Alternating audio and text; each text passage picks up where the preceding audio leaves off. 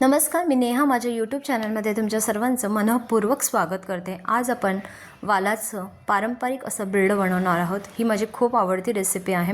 तर आता यासाठी काय करायचं आहे, कांदा खोबरं आणि देठासहित कोथिंबीर मी इथे वापरली आहे वाटण करण्यासाठी। तर कांदा खोबरं आपल्याला चांगलं भाजून घ्यायचं आहे। इथे वाल तुम्ही बघू शकता, हे वाल चांगले मोड आणून तयार आहे। 3 दिवस लागलेत मला हे वालाला मोड यायला। तर काय करावं लागतं, वालाला 10 ते 12 तासांसाठी भिजत ठेवायचं। त्यानंतर मटकीला जसे आपण मोड आणून घेतो त्याप्रमाणे आपल्याला हे 2 दिवस मोड आणायला लागतं। तर तुम्ही बघू शकता, आता मी मोड आणून झाल्यानंतर एका साईडला भांड्यामध्ये गरम पाणी करायला ठेवलं होतं आणि त्याच्यात एक 15 मिनिटांसाठी हे वाल टाकले होते आणि त्यानंतर आता मी ह्याची सालं काढायला घेत आहे। तर तुम्ही बघू शकता, गरम पाण्यात टाकल्यानंतर साल इझिली याचं निघत आहे वालाचं। तर आता अशा प्रकारे हे जे पांढरे निवडलेले वाल आहेत ते आता आपण एका थंड पाण्यामध्ये ॲड करायचे आहेत आणि आता हे पाण्याने एकदा स्वच्छ धुवून हे वाफवून घ्यायचं आहे। एकतर तुम्ही कुकरला डायरेक्ट 2 शिट्ट्यांवर वाफवू शकता, अदरवाईज तुम्ही डायरेक्ट भांड्यावर वाफवलं तरीही चालणार आहे।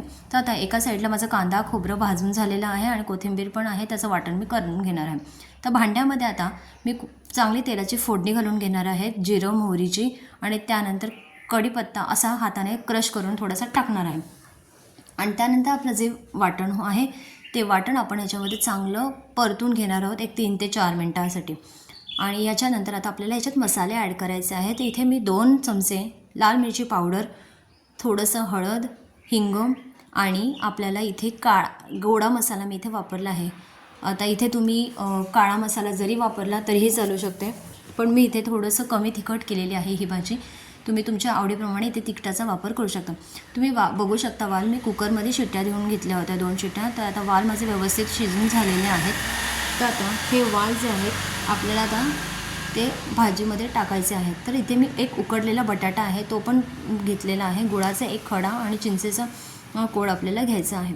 तर आता हे वाल आपण याच्यामध्ये ॲड करून घेणार आहोत। शिवाय बटाटा, चिंच, गूळ पण आपण इथे ॲड करून घेणार आहोत आणि आपल्याला इथे गरम पाण्याचा वापर करायचा आहे। तर एका साईडला मी गरम पाणी करायला ठेवलं होतं।